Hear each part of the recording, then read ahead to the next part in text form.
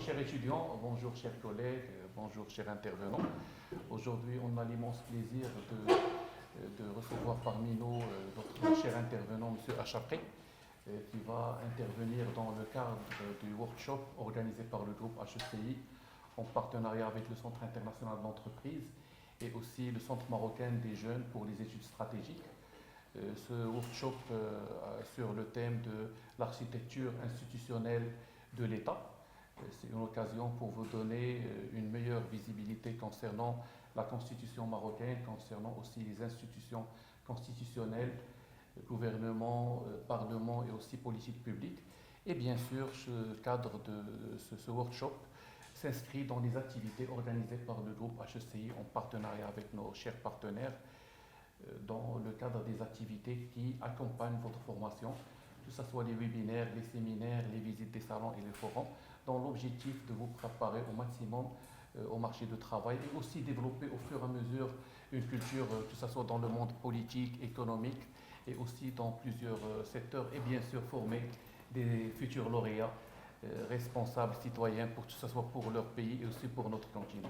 Sans tarder, je passe la parole à M. Achapré et je profite de l'occasion pour le remercier pour sa disponibilité et d'avoir accepté d'animer ce workshop. Aussi, je tiens à remercier M. Zakaria Ayman, qui est professeur permanent, mais aussi président du Centre marocain des jeunes pour les études stratégiques, pour sa disponibilité. C'est un monsieur qui est très très généreux, que ce soit au niveau des cours et aussi au niveau d'organisation des événements en parallèle que le parcours académique. Je vous souhaite un bon workshop et je passe directement la parole à C.H. Achapré. Merci beaucoup. Je vous remercie pour votre invitation, pour l'intérêt déjà que vous suscitez chez vos étudiants pour tout ce qui est politique, économique, sociale, etc. C'est vraiment essentiel pour une formation bien arrondie. J'ai préparé mon support en arabe, mais je suis heureux de voir que je pourrais faire la formation en français puisque c'est ma langue de formation. Donc, sans tarder, on va commencer. J'ai souhaité commencer par une citation de Sa Majesté lorsqu'il a annoncé la modification de la Constitution ou son amendement en 2011. Et juste après, nous retournerons justement au Caout. Donc, c'était le 9 mars de 2011, lorsque Sa Majesté annonçait l'amendement de la Constitution et soulignait sa volonté de renforcer la démocratie marocaine. Donc, بإطلاقنا اليوم مشروع الإصلاح الدستوري فإننا نخطو خطوة كبيرة في عملية ترسيخ نموذجنا الديمقراطي والتنموي, soit en lançant aujourd'hui ce projet d'amendement constitutionnel, nous prenons un grand pas vers le renforcement de notre modèle démocratique et de notre modèle de développement. Donc pour commencer, j'ai souhaité déjà voir un petit peu où vous en êtes par rapport au régime au Maroc. On va commencer par 3 questions. Je vous invite donc à prendre vos téléphones, aller sur kahoot.it et je vais vous donner un code pour que vous puissiez rejoindre la session.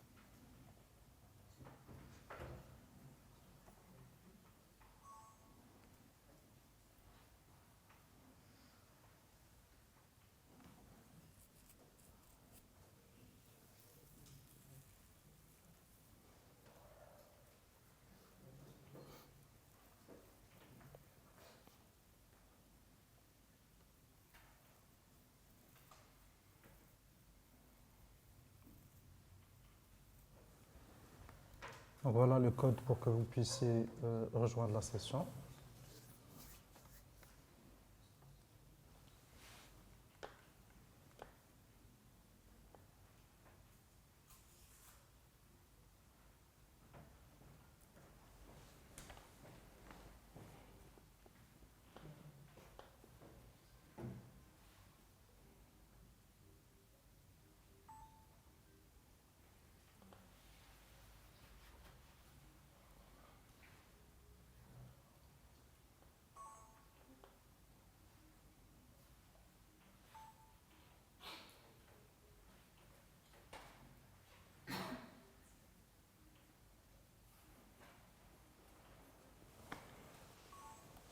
Je pense qu'on est 25. 25.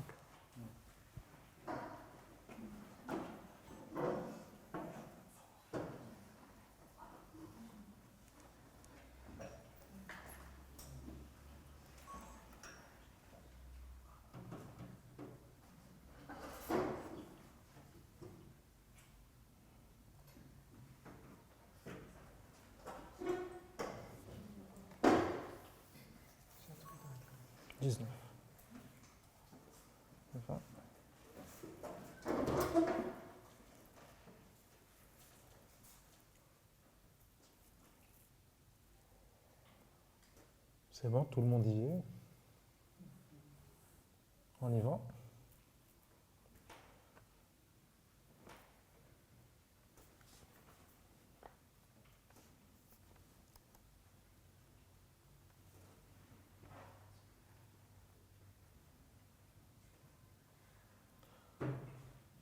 Alors, qui nomme le chef du gouvernement au Maroc?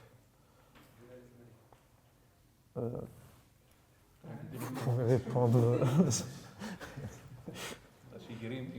كاينين جوج ديال لي شوا في جلالة الملك. شوف انا واحد فيهم كاين الصفر والزرق.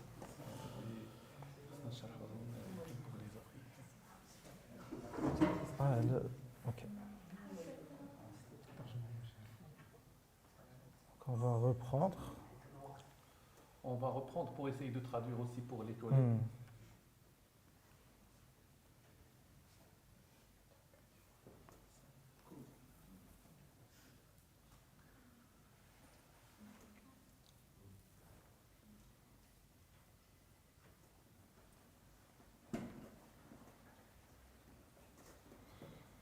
Allez-y encore une fois, je suis vraiment désolé. Entrez le code.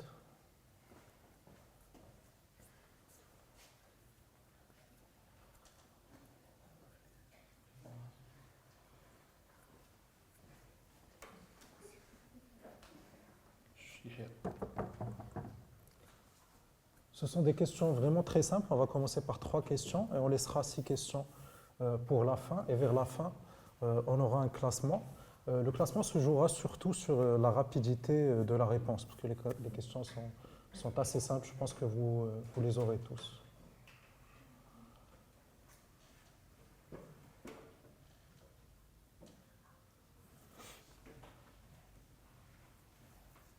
C'est bon, on y va?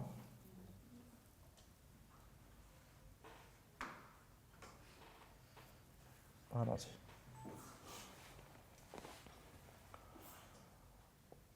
Donc pour la première question, c'était qui nomme le chef du gouvernement? Est-ce que, pour la réponse jaune, est-ce que c'est le roi qui le nomme du premier parti des élections? La réponse verte, c'est le ministre de l'Intérieur. La réponse bleue, le roi, mais du parti de son choix. Et la réponse rouge, c'est le Parlement à travers le vote.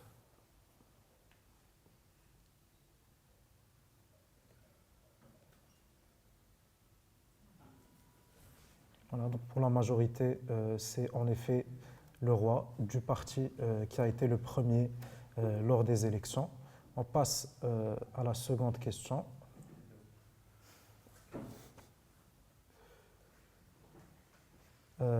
Qui vote le budget de l'État, soit la loi de finances? Est-ce que en rouge, c'est le chef du gouvernement, en bleu, le Parlement, en vert, le wali ou le gouverneur, ou en jaune, le ministre des Finances?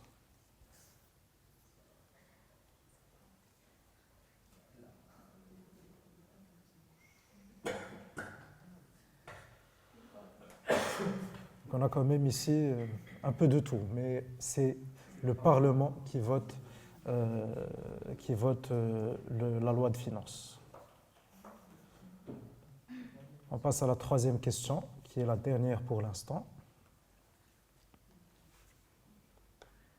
Qui représente le pouvoir central, qui est le gouvernement, dans les régions et les préfectures? Est-ce que c'est le président de la région?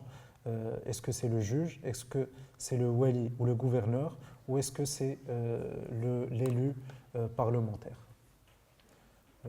En rouge, le président, en bleu, le juge, en vert, le wali et en jaune, le parlementaire.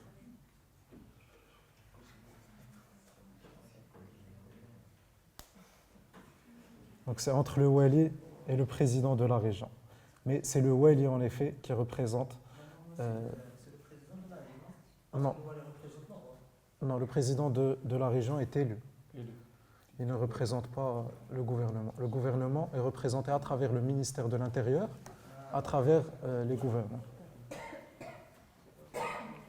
On va voir plus tard l'article de la Constitution qui détaille cette attribution au gouverneur. Donc pour l'instant, on a Mu'tasim qui est premier, Mouad, j'imagine, et Iman, troisième. On retourne à présent à notre présentation.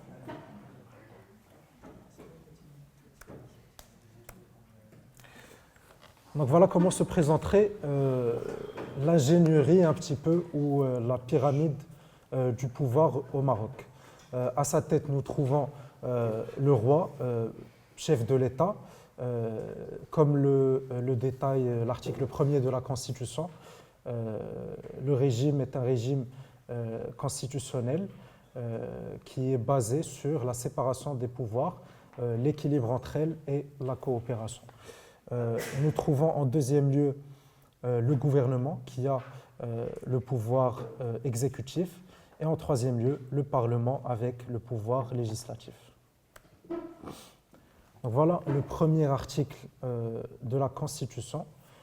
Si vous m'accordez un petit instant, je pourrais la sortir en français, comme ça je ne commets pas d'erreur de traduction, excusez-moi.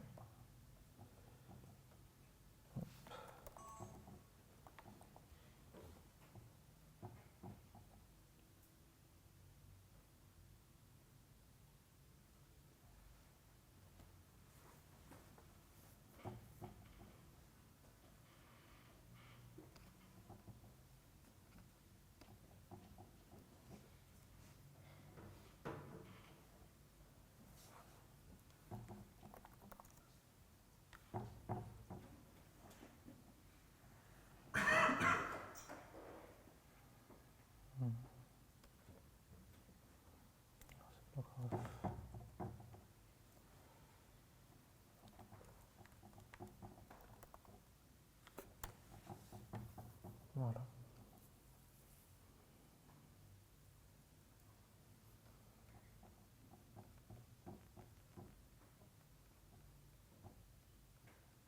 Donc, qui pourrait nous lire ce premier article.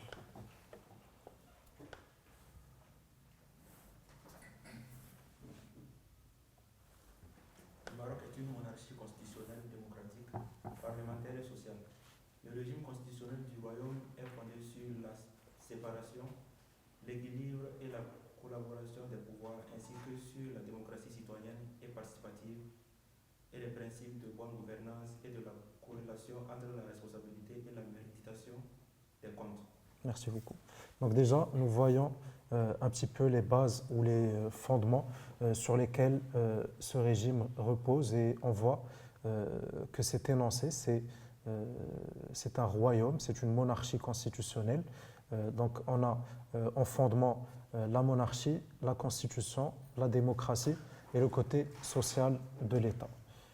Donc on retourne à notre présentation. Le premier acteur, comme l'on l'a cité, c'est le roi, qui est le représentant suprême de l'État. C'est le prince des croyants, en arabe Hamil Millati Waddin, c'est lui qui protège la religion et la croyance, comme en atteste l'article 41. C'est également le chef de l'État qui garantit la continuité de l'État et son bon fonctionnement, selon l'article 42. Et enfin, c'est l'arbitre suprême qui veille au respect de la Constitution et au bon fonctionnement des institutions constitutionnelles. Il a aussi pour compétence de nommer, comme nous l'avons vu, le chef du gouvernement à partir du parti qui a eu le plus de votes lors des élections de la Chambre des représentants selon l'article 47. Donc nous allons voir ces trois articles qui nous énumèrent un petit peu les compétences qu'accorde la Constitution à Sa Majesté le Roi.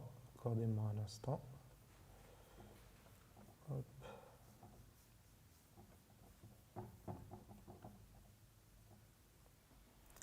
Donc voilà, l'article 41 souligne un petit peu le côté spirituel et religieux du pouvoir, ou bien qui justifie la légitimité du pouvoir de la monarchie marocaine, qui est un pouvoir dont la légitimité est profondément traditionnelle. Le roi, qui est Amir al-Mouminin, prince des croyants, veille au respect de l'islam. Il est le garant du libre exercice des cultes. Il préside le Conseil supérieur des ulama, chargé de l'étude des questions qu'il lui soumet. Ensuite, pour l'article 42, c'est un peu les attributions politiques de Sa Majesté, qui est chef de l'État, son représentant suprême est le symbole de l'unité de la nation, garant aussi de la pérennité et de la continuité de l'État, et l'arbitre suprême entre ces institutions. Donc là, c'est un petit peu le côté politique. Nous passons ensuite, les articles qui arrivent ensuite concernent la succession, le cas d'un roi mineur, comment on peut organiser le conseil de régence, etc. On en arrive à l'article 47. Dans cet article, il est expressément écrit que le roi nomme le chef du gouvernement au sein du parti politique arrivé en tête des élections des membres de la Chambre des représentants. C'était déjà le cas même avant 2011, c'était la coutume, mais maintenant c'est une obligation constitutionnelle et la coutume demeure que c'est le secrétaire général de ce parti qui est nommé à la tête du gouvernement. Donc ensuite, le chef du gouvernement propose au roi les membres de son gouvernement, soit ses ministères, et le roi, sur cette proposition, les nomme aussi. Donc le roi nomme le chef du gouvernement et il nomme également les membres de ce gouvernement. Ensuite, nous passons aux deux autres acteurs principaux qui sont premièrement le Parlement qui légifère, il vote les lois, et donc la loi la plus importante ou la loi politique par excellence qui est la loi de finances de chaque année, mais il exerce également un contrôle et une sorte de contre-pouvoir face au gouvernement. D'autre part, le gouvernement exécute. Il pose les politiques publiques et les exécute sur la base du Conseil des ministres qui est présidé par Sa Majesté et qui établit les grandes lignes stratégiques ou les directives principales du pays. En plus de ces tâches de politique publique et de ces exécutions, le gouvernement est également chargé de l'administration. Le chef du gouvernement est donc le président de l'administration également. Donc c'est les articles 70 et 89 qui octroient ces compétences respectives au gouvernement et au Parlement. Donc on commence par 70.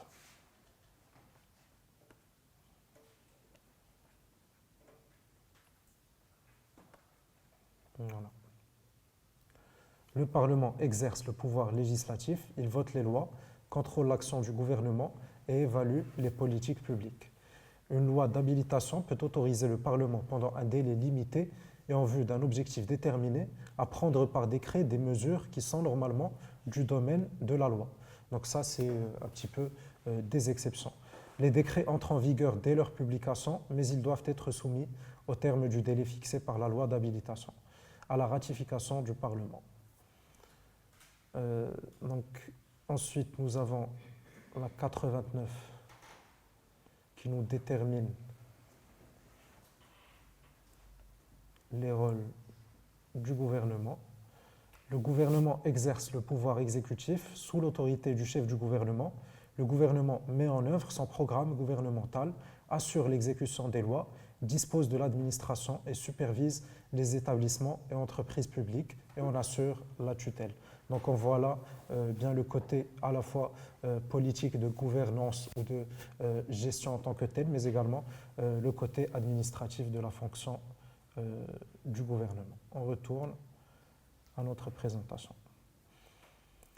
Alors ici, par un vote soit de la main droite qui représente le travail du gouvernement, soit la main gauche qui représente le travail du Parlement, vous allez me dire pour chacun ou pour chacune de ces trois fonctions à qui reviendrait la tâche. Est-ce que cette tâche incomberait au gouvernement ou au Parlement? En ce qui concerne la construction d'hôpitaux, est-ce que c'est le gouvernement qui s'en occupe ou est-ce que c'est le Parlement qui s'en occupe? La main droite, ok. Pour le vote du projet de loi de finances, on a déjà répondu. Parlement, très bien. En ce qui concerne le questionnement du ministre de la Santé. Très bien. Alors, là, on va un petit peu regarder le côté administratif de l'organisation territoriale marocaine. De par le format auquel nous oblige Ramadan, on ne doit pas trop nous attarder, on va rester juste sur la superficie des choses, mais on va comprendre un petit peu comment fonctionne cette charte. Donc on a premièrement ce qu'on va appeler la décision politique qui est prise au niveau central, soit à la capitale. Ensuite, son exécution dans les différents territoires est coordonnée entre le Wali, qui est un petit peu le représentant de l'État, mais aussi, comme nous allons le voir pour l'exécution sur le terrain, ce sont les services décentralisés qui s'en occupent, soit les communes, les préfectures, les régions et les provinces. Voilà. Alors, c'est l'article 145 qui va nous déterminer un petit peu ce que sont les walis ou bien les gouverneurs. On va voir l'article en français ensemble. Alors, dans les collectivités territoriales, les walis de région et les gouverneurs de préfecture et de province représentent le pouvoir central. Au nom du gouvernement, ils assurent l'application des lois, mettent en œuvre les règlements et les décisions gouvernementaux et exercent le contrôle administratif. Parce que bien que les élus aient quelques attributions de gestion locale des affaires quotidiennes, ils sont quand même consignés ou bien limités par le contrôle du wali, soit du ministère de l'Intérieur, donc du gouvernement par extension. Alors, les walis et gouverneurs assistent les présidents des collectivités territoriales et notamment les présidents des conseils des régions dans la mise en œuvre des plans et des programmes de développement.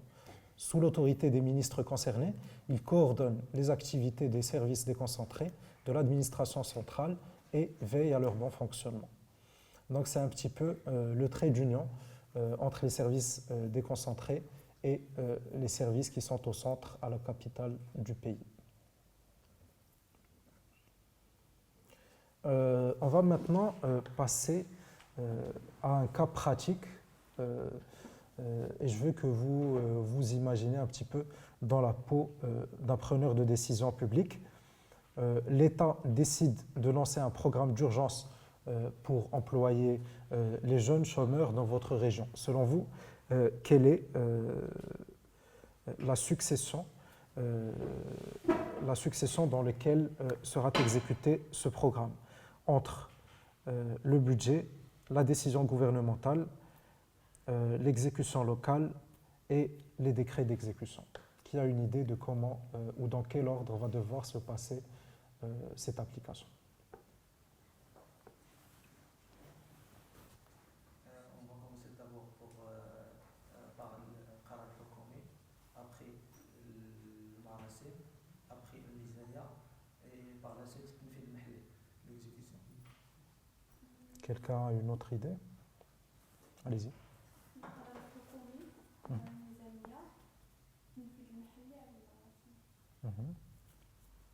Allez-y.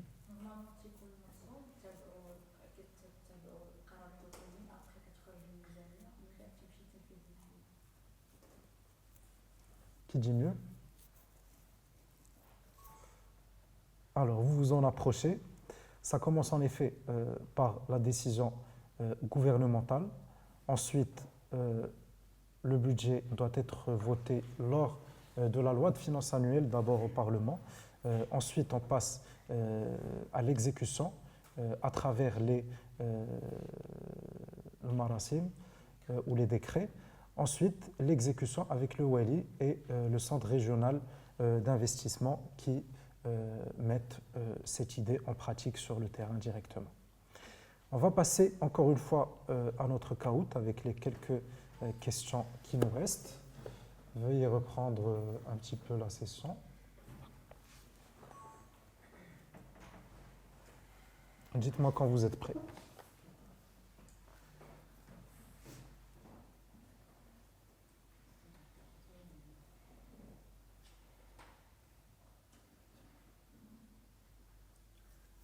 C'est bon?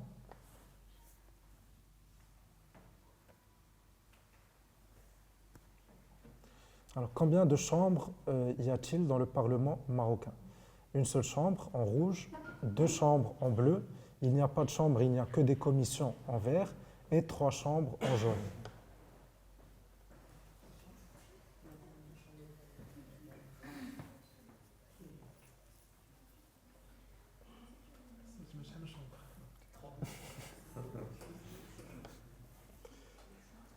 C'est ça, deux chambres. On passe à la question suivante. Toujours le même classement. Le gouvernement est responsable devant le roi seulement, le peuple directement, la Cour constitutionnelle, le roi et le Parlement. Ah oui, pardon. Le roi seulement rouge, bleu le peuple, vert tribunal constitutionnel, je suis vraiment désolé. Jaune le roi et le Parlement. Je suis vraiment désolé, excusez-moi.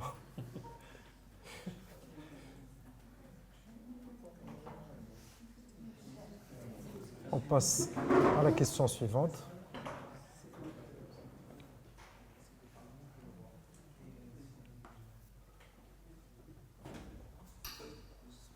Alors, si le Parlement veut faire chuter le gouvernement, qu'est-ce qu'il utilise? La motion de censure, un décret, une grève générale ou un décret royal. La motion de censure rouge, le décret bleu, la grève vert et le décret royal en jaune.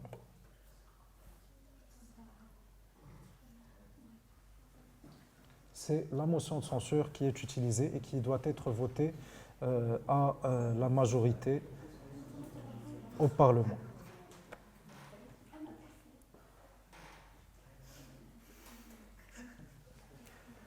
Quelle est la loi suprême qui est au-dessus de toutes les autres lois? Est-ce que c'est le code pénal en rouge? Est-ce que ce sont les coutumes et les traditions en bleu? Est-ce que ce sont les décrets ministériels en vert? Ou est-ce que c'est la Constitution en jaune?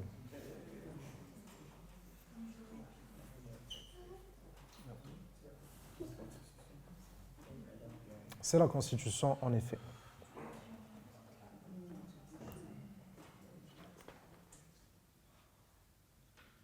Voilà. Le principe de la séparation des pouvoirs dans la Constitution marocaine veut dire que le pouvoir exécutif contrôle le pouvoir judiciaire en rouge, tous les pouvoirs se font la guerre en bleu, faire ou bien séparer les pouvoirs en gardant un équilibre et une collaboration en vert, et annuler le Parlement en jaune. On n'avait pas assez de temps malheureusement. On passe à notre dernière question. L'adage constitutionnel dit qu'il n'y a pas d'exercice de pouvoir sans, on va dire, une protection ultime en rouge, être soumis au questionnement en bleu, des directives externes en vert ou l'accord du parti en jaune. La majorité d'entre vous ont eu la bonne réponse qui est être soumis au questionnement.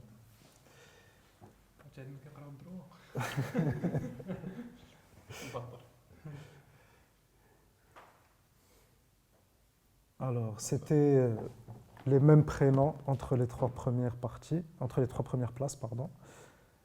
Mu'tasim, troisième, Iman, deuxième, et Mouad, premier. Qui est Mouad? Félicitations Mouad, Iman, bravo, et Mu'tasim, c'est toi. Barakallah alaykoum. Alors maintenant, si vous avez des questions ou des remarques, d'abord une petite conclusion. Ce qu'on doit garder en tête, c'est d'abord, en ce qui concerne la légitimité, la Constitution est la loi suprême. Elle détermine toutes les autres règles ou toutes les autres règles découlent de la Constitution. La coopération entre les différents pouvoirs tout en étant en même temps des contre-pouvoirs qui se contrôlent mutuellement. Et l'objectif de toutes ces institutions, que ce soit l'institution monarchique, gouvernementale ou parlementaire, reste celui de servir les citoyens. Si vous avez des questions ou des remarques, n'hésitez surtout pas à les poser.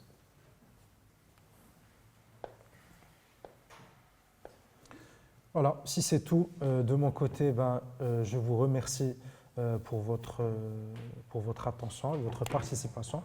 Je vous invite à scanner ce code QR pour avoir la Constitution que vous pouvez ensuite regarder avec plus de détails. J'ai essayé d'être le plus général dans l'explication et le plus bref, déjà parce que c'est une première rencontre entre nous, donc j'ai essayé de rester sur les notions de base, mais aussi parce que, comme je le disais, c'est la contrainte du Ramadan et que nous devons faire le plus bref possible.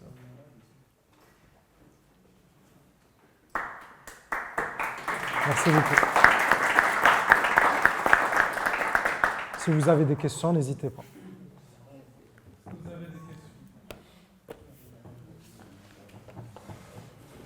Quand vous n'avez pas de questions, c'est soit ça veut dire que vous avez tout compris. Ouais. Rien du tout. Oui, non, c'était une présentation claire, riche. On remercie encore une fois M. Achapri Merci pour beaucoup. cette présentation. C'est vrai, il y a le contexte du Ramadan. On n'a pas voulu être très long, mais rien n'empêche que, Inch'Allah, souhaitons recevoir une autre fois M. Achapri Inch'Allah. dans le cadre de l'Observatoire d'entreprise ou pourquoi pas aussi dans le cadre des projets de revue de presse média sur une autre thématique. C'était un vrai plaisir d'être. Tout plaisir est pour moi. Voilà.